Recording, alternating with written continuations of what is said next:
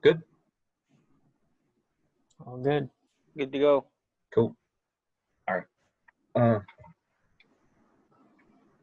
so today we're doing intro to service rifle and safety handling. This is weapons 1001 at OCS. And I'm basically just going through the notes verbatim because there's not really much else to add except for what they tell you. And they break it down so good because they don't want any errors and they don't want anyone messing up with weapons. So the first thing is the 4 safety rules. And these are basically the same rules that you're going to use like when you apply for your own gun permit if you don't have one. It's basically always the same. So I remember it as treat, never, keep. That's a mnemonic device. And the first rule, treat every weapon as if it's loaded. Second rule, never point your weapon at anything you don't intend to shoot. Third rule, keep your finger straight and off the trigger at all times. So don't keep your finger on the trigger. That's not part of it. Keep the weapon on safe until you intend to fire. And sometimes, depending on who you're talking to, or I don't remember if it's on the exam, but when you take your weapons exam, they might ask you, like, okay, they might give you a multiple choice question and ask you, what's your 4th weapon safety rule? And if they do that, you're going to remember treat, never, keep, but you're going to get rule number 3 and rule number 4 mixed up. So a good mnemonic device is treat, never, keep safe. And that way you'll remember that the last one involves keeping your weapon on safety and not the third one. Because if you get them mixed up, you're just going to lose a point on the exam. There's nothing else to it.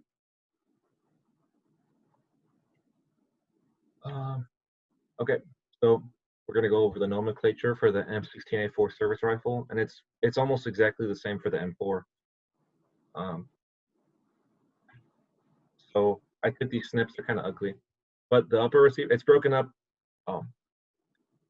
The service rifle is broken into three main parts: the upper receiver, lower receiver, and bolt carrier group. It comes apart like this. Here's the top piece, where you obviously have the upper receiver with the barrel, ejection port cover, and the ejection port, the charging handle, the carrying handle, the sights, muzzle, the bayonet stud. I have a list here broken down, and I'll have a picture of it all combined at the end. So you're going to get quizzed on these sort of things, and they're going to ask you, okay, what's the compensator? And don't be an idiot. It's obviously not the barrel. It's, you know what I mean? It's pretty simple stuff. The compensator reduces the blast signature by directing the gases that are escaping into an outward direction instead of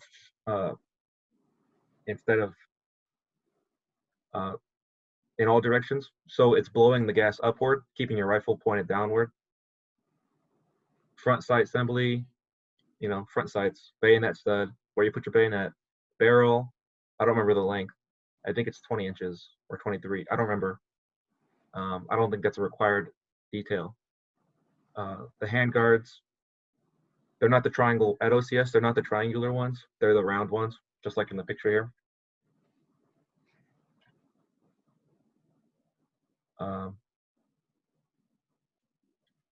Slip rings, carrying handle, rear side assembly, ejection port cover, spent brass deflector, and forward I had assist. a question about the ejection port cover. Uh-huh. I've never really handled one of those rifles before, and since we're always supposed to keep it closed, does it just pop open when you fire it, or Yeah. how does that? You don't have to open it or anything. Well, when you fire it, it'll open, and then when you rack your bolt, it'll open. Yeah, you know that little thing with the 2 pieces for your 2 fingers, and you pull it back, and it loads the weapon. Yeah. If you pull on it, it'll also open it. Okay, I got you. Thanks. So basically, whenever you cycle the bolt, there's a notch that pops it. What's that? There's a notch that pops it. Is there? I don't even remember. Yeah. I have a picture if you guys want to see it. Yeah. All right. Want me to stop sharing my screen? Here. 1 second. Figure out how to do that. There we go. Can you, or should I make you a co-host? Wait, I'm trying to do it. It's adjusting my settings right now. Okay.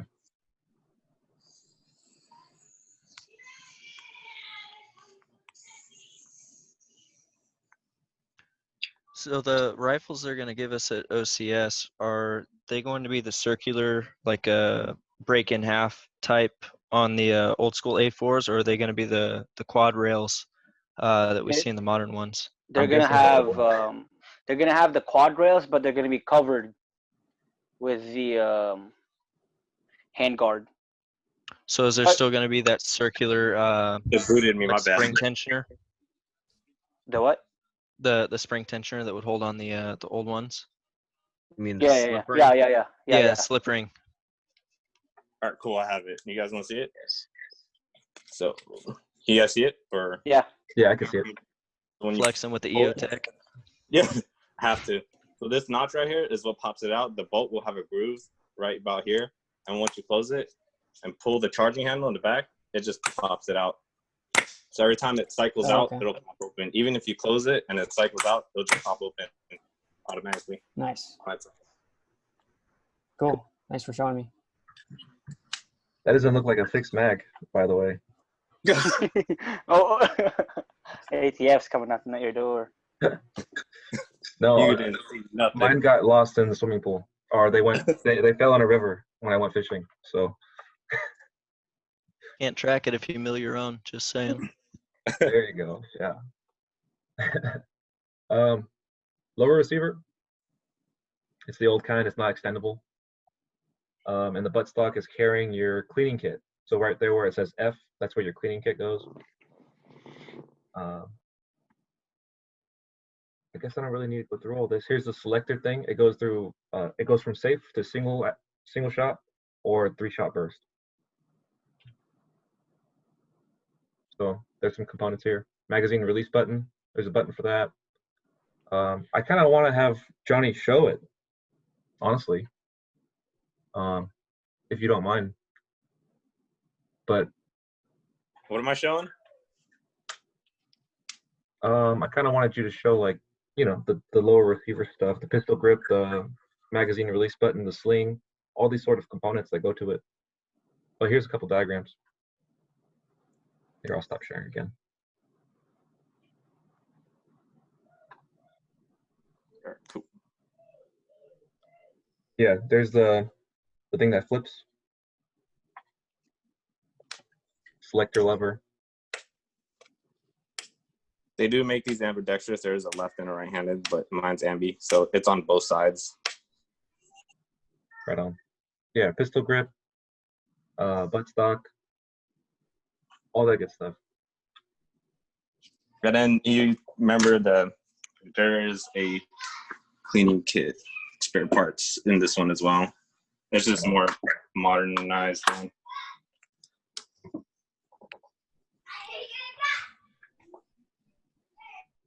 Was there anything else that you want to show on the lower? That's basically it, man. Cool. Yeah, I'm gonna slide over to the bolt carrier group. You guys see my screen again? I'm not sure because I'm kind of moving back and forth too much. Yeah, we're good. Okay. You're good. Yeah, I can see it. All right, so here's the bolt, and it's just called the bolt carrier, but it's this big weird piece, and you need to make sure to keep it clean and don't lose any of these small components. Bolt gas ring. I mean, don't mess with any of this stuff. You're not taking it apart any further than what you see here. This is as far as you take it apart at OCS. You don't take any of these smaller components further. And don't Never lose take the your- bolt apart in the field. Yeah. If you're doing We'll SUI, lose you're that not little taking it. firing retaining pin, and it's going to be a bad day for you and everybody around you. Someone in my platoon at juniors got sent home because they lost their firing pin. And they put it in their rifle cleaning kit. And they got sent home for that. Dang, you guys sent home for that? Well, he was, you know, if you're gonna do that, you're already a piece of shit for everything else. But that was like the cherry on top, and they finally said we can't do that. Okay, so here's more test question kind of stuff. characteristics of the M16A4 service rifle. So LMGAS, LEMGAS, is the mnemonic that they use to describe the weapon. So it's lightweight, magazine fed, gas operated, air cooled, and shoulder fired. And it shoots semi-automatically or in 3-round bursts. It's not full auto. I think the M4 is. I don't know. I don't actually know enough. I've only gone to OCS. But at OCS, it only does 3-shot bursts or semi. Some of the weights, I remember that was a test question. They asked you how much the rifle weighed without the magazine, and it's about 7 pounds, 8 ounces. The magazine with the 30 rounds inserted is 1 pound and an ounce. The bayonet with the scabbard is 15.5 ounces, is almost a pound, and the sling itself is a quarter of a pound. And I'm pretty sure that was a test question. I mean, I'm almost certain. And the OCS instructors are going to make it feel extremely heavy the first few weeks, because they're going to make you hold your rifle out for like an hour. So here's some of the capabilities, including the rate of fire and the range. So cyclic rate of fire kind of means like in testing. So it's kind of like when they have a car in the lab and they're just testing how high the RPM can go or whatever. The cyclic rate of fire is 700 to 900 rounds per minute. But realistically, you're going to get maybe 45 rounds per minute in semi, or in burst, you're going to get 90. Or sustained point target, you're going to get 12 to 15 rounds per minute, which means you're trying to maintain accuracy. For ranges, max range. So max range means like how far the bullets can travel. It's about 3,600 meters. But the effective individual and point target range is 550 meters, and I'm pretty sure that's what they test you at boot camp or TBS, or 500 meters at least. And effective area target range, which is like if you're trying to hit a pizza box, is 800 meters. And these are all test questions. Like it's probably not mandatory that you memorize this for the rest of your life, but these will be test questions when you get to OCS. Definitely. Okay, so then there's the cycle of operation. And the cycle of operation means when you pull the trigger and you fire a bullet, how does the weapon, like what are the steps that the weapon takes in order to reload that bullet so you can fire the next round? So first it fires, and then the bolt unlocks and it turns. And by doing that, it allows it to pull on the back of the casing and pull the empty casing out of the rifle when it that's extracting right here. So it extracts the gases from the explosion inside the chamber, push the bolt back, and then by pushing it back while it's extracting it, it ejects it. And then it pushes the hammer and the springs back into a position so that you can pull the trigger again.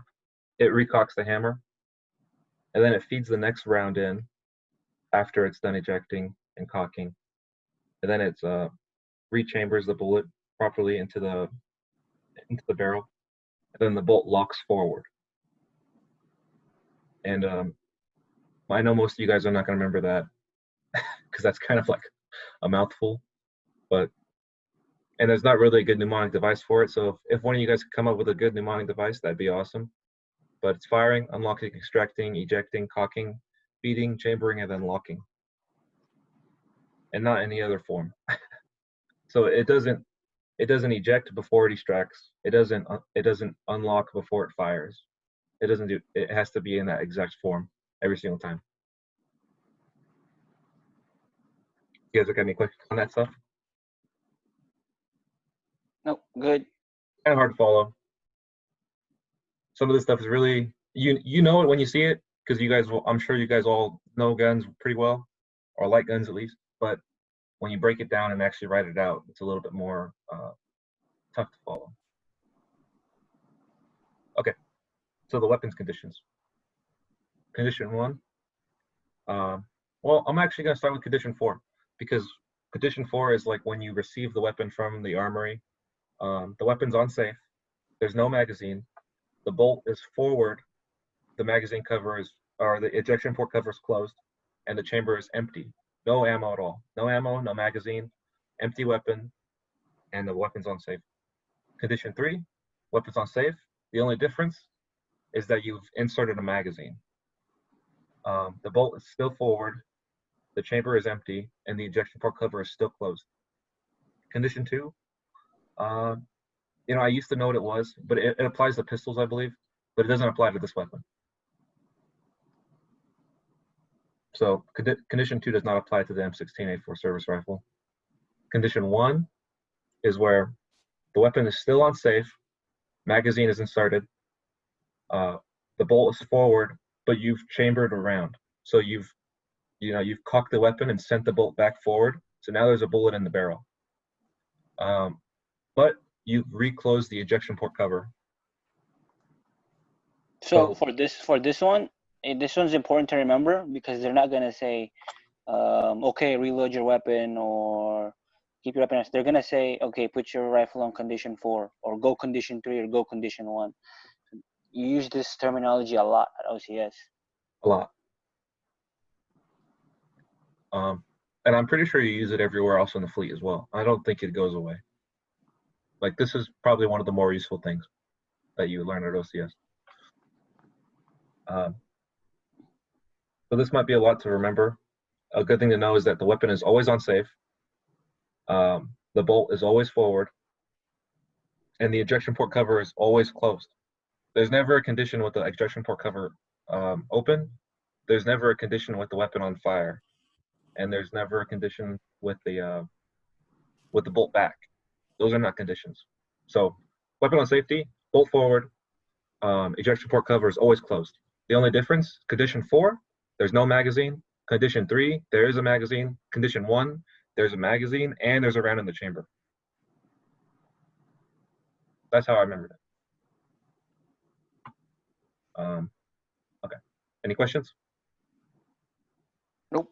Pretty straightforward. Are they ever gonna yell out condition 2 to confuse you? No, they don't. Maybe, but I don't think you get dock points for that. I think the Yeah. one time they would do that is when you're doing inspections in the squad bay, and they're trying to stress you out. They're like, "What's your what's condition 2? What's condition 3?" That's probably the only time they would do that. Yeah. And Okay. during that, you're all standing on line. You have to say, it's like, "Good afternoon, Gunner Sergeant, candidate Melville, California State University, Sacramento, OCC ground." And then they're like, what's your first weapon safety rule? What's a condition 3 weapon? Stuff like that. Gotcha. Cool. Thank you. So here's some of the weapons commands you're going to hear. Load, make ready, fire, ceasefire, unload, show clear. Load, obviously for loading, here's the difference between load and make ready. For loading, you're just putting a magazine in. So load means load magazine. Make ready is when you cock the weapon and put it round and you chamber around. Fire, you place the weapon off safety onto fire and you engage your targets. Ceasefire, you have to stop immediately. Unload, so when they say unload, no matter what condition you're in, you take it to condition 4. You take out the magazine and you eject the round, if there is one. And then you put it on safe. You do all the steps to put it into condition 4. Show clear, I put a picture of show clear here where they're doing an outdoor inspection with probably their commander. And what you're doing is there's this button. I don't know if I said it. There's a button where you can lock the bolt to the rear, which means you can look into the weapon and see inside the barrel. And when you show clear, you're going to take weapon and put it into condition 4, just like it is in the picture. There's no magazine, but you lock the bolt to the rear so that someone could look into the weapon and look through the barrel and see the light on the other end, and then that's how you show clear. So you lock the bolt to the rear, and That's the ejection the port bolt is facing catch you. in the diagram. What's that? The bolt, is that the bolt catch in the diagram? Yes. Cool. Yeah, I think every time you, for the show clear, every time you pass your rifle to your buddy, like you have to go to use the head or the bathroom, and then you're giving your rifle to your buddy, you have to do that movement every time. Yeah, bolt catch right here. So there's this little button right here, and there's a little button on the bottom, and then there's this bigger pad on the top. When you press the little button inward, and then you pull the injection, and then you pull the charging handle all the way to the rear, it'll lock in place. And then when you press the big pad on the topper part of it, it'll release it for you. That kind of makes sense. Sweet. Yeah, I got it. But yeah, you always have to do that. You have to show clear before you hand off your weapon to anyone. Even the instructors, they have to show clear before they hand off their weapon to another instructor. Okay. Yeah, you guys, this was a quick class. I only have 2 more slides, I think. So there's 3 types of carries you're gonna do during your SULEs. There's the tactical carry, which means there's no immediate threat nearby. The alert carry, which means there's possible threat. And ready carry is when you're ready to assault. Something about that is that you'll never do the tactical carry in your time in the Marine Corps. So the point of the tactical carry, it's actually a historical thing. Apparently, in Vietnam, going through rice paddies where there's high water, they would do the tactical carry so the water doesn't get in their barrel. That's how that originated.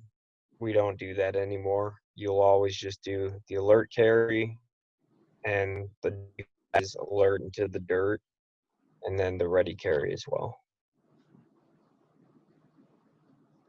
Thank you. I didn't know that. I think also for tactical carry, there's a difference between tactical carry and then high ready and high port. Because if for CQB, what the special operations guys, they go high ready, or they put, it's like a modified tactical carry, but they put their rifle up before breaching and entering. So there's a difference between tactical carry and then high ready and then high port. Yeah, I don't know any of that operator stuff. Nothing. Well, Corpus here used to be MARSOC. So. Yeah, right. If you're doing this, or is your weapon like off safety? Like, are you moving into position, or what's going on there? Your weapon is always on safety until you're ready to fire. That's one of the weapon safety rules. Oh yeah, So no matter what carry you're in. Treat, never keep. So treat every weapon as if it were loaded. Never point your weapon at anything you not intend to shoot. Keep your weapon on safe until you're ready to fire. Keep your fingers straight and off the trigger until you tend to fire. So whenever you're doing any movement from one place to the other, your weapon is always on safe. So even here at TBS, when we're in gunfights, I'll be moving to a different position. But while I'm crouched down, I fire. I switch my weapon to safe when I'm ready to move to a different position, get down, turn my weapon off safe to fire, shoot, and if I move again, it goes back to safe. That prevents negligent discharge, and it prevents you from flagging any of your guys next to you, so, and potentially killing them. So it's a huge safety issue. Yeah, with that too, the flagging part, that's also a big thing. You never want to swing your rifle around when someone's in front of you, because then the instructors will say, oh, you just flag your buddy, and then they'll say, oh, your buddy just died. Yeah, so the previous slide, if you could go back to that one real quick with alert to the dirt. Yes.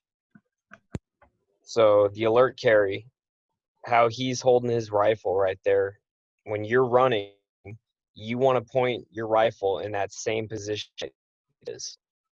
So what a lot of candidates and even lieutenants here at TBS, we actually just had one get tackled and have her rifle taken away from her because she started flagging people, is that when you are running, your weapon needs to be alert into the dirt, facing towards the ground. I know it's hard when you're running with a 10-pound rifle in your hand, swinging it back and forth, but when you start doing live fire ranges where you're actually in combat, swinging it left and right, potentially flagging your friendlies, that's going to get your guys killed and you in trouble. Don't want to do it. So the way he's holding it, run with that. Do not move your hands. Don't be swinging your rifle left and right, and that's the most safe way to do it. Wait, so did she literally get tackled to the ground, or did they just take the weapon from her? Both. We have a video of it. Oh my god. You should post it. Maybe if it's in our end of POI video, I'll show The it. mess, yeah. So I have a question regarding manual of arms. Mhm. When your weapon runs dry or you're doing a tack reload, are you expected to then place your weapon back on safe before initiating your reload and Yes. getting Yes. Just re-engaging? keep your weapon on Yeah, all safe. the time. Okay. I wasn't Well, sure your if that was weapon's part of the always- manual of arms or not. Your weapon's always on Like safe. we said, the only time your weapon is not on safe is when you're shooting it. Thank you. So it's really important to keep that in mind. Treat, never keep. Get that one down. And I'm always thinking about it when I'm doing anything with my weapon, whether it be walking through the halls, in a gunfight out here on the range, running on the range, whatever. Just I'm always paying attention to the 4 weapon safety rules so that I don't have an ND or do something I shouldn't. I don't Yeah, know. If I, Go don't ahead, don't be that one guy. If you watch Black Hawk Down, and he looks at the captain, he does his finger, and he goes, "This is my safety, sir." Don't be that guy. I don't remember that. That's pretty funny. Yeah. I mean, every Marine is a rifleman, so a part of that is weapon discipline. I mean, imagine if you were running with a sword. I mean, like you gotta fucking do it the correct way. Or if you're running with a spear, you don't poke anyone or yourself. You know, always point it in a safe direction. And you basically are running with a spear, except for a much more modern one. Okay, this is my last slide right here. Very blurry, but it just goes over the 4 different types of carries that we did when we were hiking or crawling and whatnot. It's really just 2 different ones: strong side muzzle up, weak side muzzle down, crossbody muzzle up, or crossbody muzzle down. Oh shoot, I put the same words. My bad. I didn't put down. My bad. This one's crossbody muzzle down, the 3rd one. When you guys are hiking, you guys are going to be using this strong side muzzle up. Weak side muzzle down is for when it's raining and you don't want to get rain and rust in your barrel. Crossbody, both the crossbodies are used for when you're low crawling through the dirt and mud. You're going to need to keep your rifle out of the mud so you can put it above you. And if you're crawling on your back, then you keep your rifle on your chest and your barrel on your helmet. So you're always keeping the rain off of it as much as possible, or the water. That kind of makes sense. Remember, they're gonna teach you guys from the time you step on a OCS all the way throughout your career, is that your weapon always comes first. It's weapon, gear, body. You need to take care of that rifle because the rifle is the most important thing that you have. It is your life. It is your bloodline. If you take care of your rifle will take care of you. That's why they take so much pride in what they do with the rifle, taking care of it no matter what. I mean, when I've been out in the field at OCS or at TBS, my rifle, her name's Jasmine, I keep her right next to me at It's a really all great name. times. And it sounds kind of primitive, but at OCS, there's one really cold outside, out in the field, and my rifle was the warmest thing next to me. It was the weirdest thing. I guess it's cold metal, but if I'm underneath my tarp or in my tent, my rifle is sleeping right next to me. Sometimes I put it in my sleeping bag with me. You never want to get caught with your pants down without your rifle. It should always be within an arm's length reach at all times. Yeah. That's actually my last slide, you guys. I mean, Does anybody have any for questions the at all? for the weapons, before you even start using your weapons, like shooting and everything, they give you a test, an oral test, and teach you, Yeah. and you gotta take the test, and then if you fail, which I think no one does, but if you fail, I think you have to do a remedial exam before you can even use your rifle. So that's why this is very important. And then with the weapon gear body, that's true. So let's say your rifle goes into a quiggly, and all your stuff is dirty. Even before you take a shower, even before you change, they'll set up the armory. We call it setting up the armory, which is basically cleaning time. And we have to clean our rifles first before we take care of our gear. And then after we take care of gear, then we can take a shower. Yeah. And Does don't. anybody have any questions at all? Yeah. You guys got any questions? I know most of this stuff's kind of easy. I think the hardest part is probably just the remembering all the components. You know. When you have to transfer your weapon to like your buddy or an instructor, what's the procedure? Like, is there like a set in stone, like you have to say this and whatnot? So you lock your bolt to the rear, look down the chamber, see if it's clear, yell clear, give it to your Visual buddy. They also look down the chamber. If they say it's clear, they say it's clear, they send the bolt home, close the ejection port cover. Okay.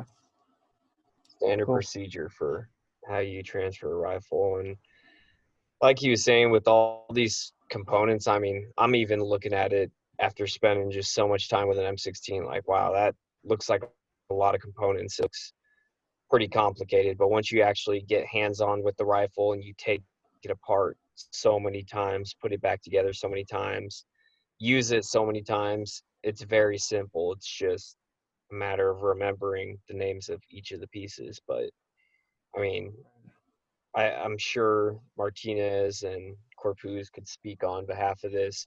We could probably take apart our rifle blindfolded. It's got to that point. And you really get to know your weapon to a core like that. You get to know every single piece of it when you work with it. There's guys at the armory here at TBS that when we take apart our M249s, it takes us about, I don't know, a minute and a half, 2 minutes for generally to take it apart. He said one of his guys took it apart in 35 seconds blindfolded. So when you really know your weapon, all this stuff becomes easy and it's just second nature. Yeah, this is all second nature stuff. Definitely. I think even Belmain would know that just from juniors. You're gonna get pretty comfortable with this stuff in about a week. It's gonna take you about like maybe even a day just looking at the weapon, because if you've never held a rifle like this before, it's gonna be pretty. It's gonna be like your first time with a girl. It's gonna be awesome. And remember at OCS, they're gonna mention to you guys that an M16, we don't call it a rifle, or I'm sorry, we don't call it a gun. It's called a weapon. You refer to it as a weapon at all times. Yeah, there's no guns at OCS. But I'm sure you guys are gonna do it, and you're gonna call your covers hats or shirts. Okay, you guys want to ask any more questions? You guys have anything? I told you it was gonna be a little bit of a quick class. I knew it would be. Yeah, LM, GAS, LM gas. lightweight, machine magazine fed, gas operated, air cooled, shoulder fired. Yeah, that one's a test question. They'll probably even ask that during inspection. Rates of fire: 700, 900 rounds, cyclic, semi, 45 burst, 90 sustained. On target is 12 to 15. Ranges of the ammo. I didn't go over the ammo, but I think that's okay. Max range, 3,600 meters. Effective point target is 550. Effective area, 800. Effective area target is like when you're trying to shoot at a window or a building for suppression. Cycle of operation: fire, unlock, extract, eject, cock, feed, chamber, and then lock, and then fire again. Conditions. You just want to go over the conditions again? If everyone's pretty good, I'm good. I'm good here. Yeah, Weapons conditions. what Lieutenant Weapon Melville said safety was rules. right. It looks complicated, but once you get your hands on, you'll be like, oh, it's not that bad. No, it's not bad. Yeah. And remember, I'm sure you guys have been hearing it, that if you guys don't understand anything while you're at OCS, the priors that are in your platoon, most of the time, and hopefully they're going to be willing to help you. There may be some that don't necessarily care to help others, but the staff actually pulls them aside and says, hey, remember, these guys are brand new to the military, never done this before. You guys have been in for a while. Help them out. They do give them a pep talk, try to say, hey, we need you guys to show them the ropes and show them what's going on.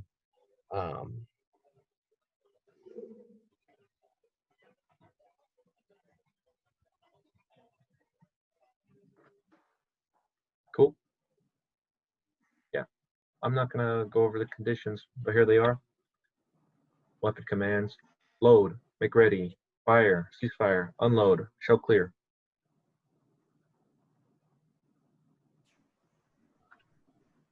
Tactical, alert, ready.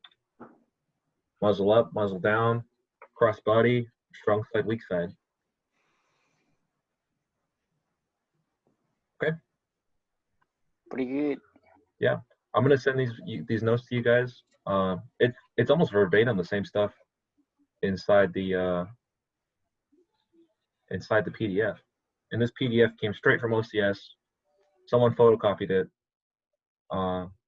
in 2013, but it's the same weapon. Yeah, the weapon conditions never change. Safety rule never changes. The only thing that'll probably change is your rifle. Probably back in 2003, they had the handguard now, or the carry handle. Now they take that off. You have your rear sight, and then your